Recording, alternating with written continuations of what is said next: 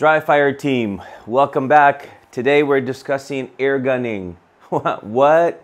Yes, I guess specifically for the purposes of walkthrough in matches, but if you're not a competitor, don't turn this off quite yet. I do this a lot. You can call me a little bit crazy, but if I don't have a gun on me and I have a few minutes, sometimes even just walking around the house when nobody's home or whatever, I will use an air gun kind of motion and kind of walk through things and try to pick a spot on different size things, targets, if you will, and kind of visualize what would the gun look like in front of me, what would my sights look like in front of me. So I am envisioning, right? I'm visualizing that process, and what kind of trigger press would be appropriate for what I'm trying to hit right now on that thing. So air gunning is a thing. Is it a little bit like playing like little kids?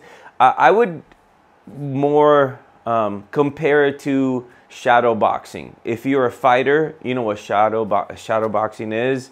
It's envisioning an opponent in front of you, slipping, striking, shooting double, whatever. Like, the different things that you might do in a fight scenario, right? Shadow boxing.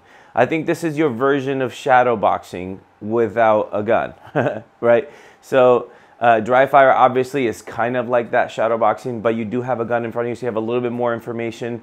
But that doesn't mean we can't practice more accurately if we do the air gunning correctly. So I will talk about it in the context of a walkthrough at a match.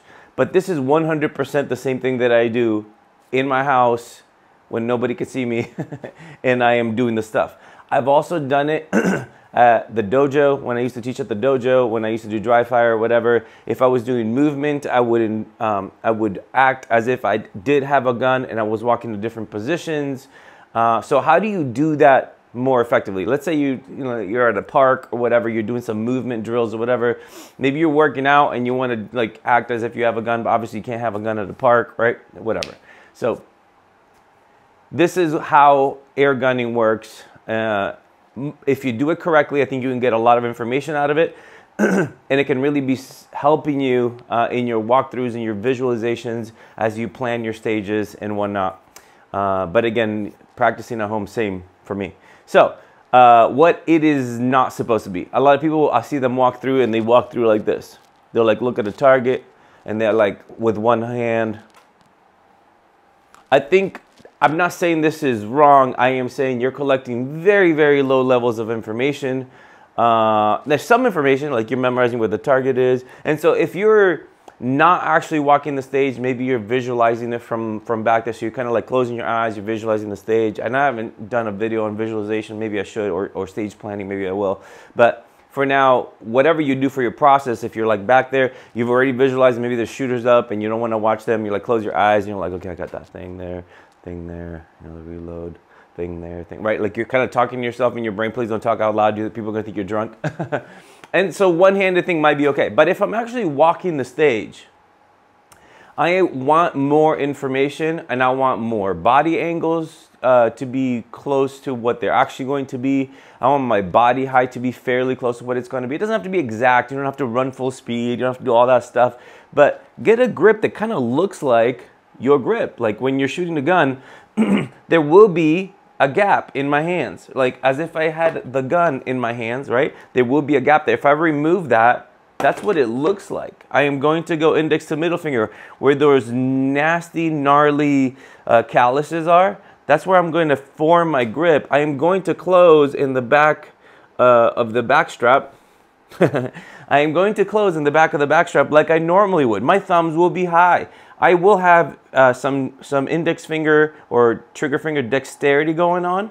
And I will have a significant amount of pressure on my hand as I normally would if I was holding my gun. I'm going to grip the same way. I'm going to have that same feel on my hands all the way around. And then if I just remove the gun, I will then be able to close that grip in the back. There's a hole in the middle, like a donut. Donuts are fun. And I am pressing on my hand a lot. It is closed in the back like it normally would be. I'm going to have a little bit of bend in my arms, not a ton of bend, but a little bend in my arms. And I will, in my mind's eye, envision, okay, that's a partial target, about 15 yards. My sights are probably gonna look about this. So the relationship between my sights and my target are gonna inform me as to how aggressive I can be on the trigger and what kind of vision I need to have on that. Like what kind of confirmation level do I need to have on that? Is it a float? Is it a focus? Is it a flash? Or confirmation 1, 2, 3, whatever you want to use. It's all kind of similar. So I will envision all that. So as I'm walking through the stage, I might, like on that open target right there,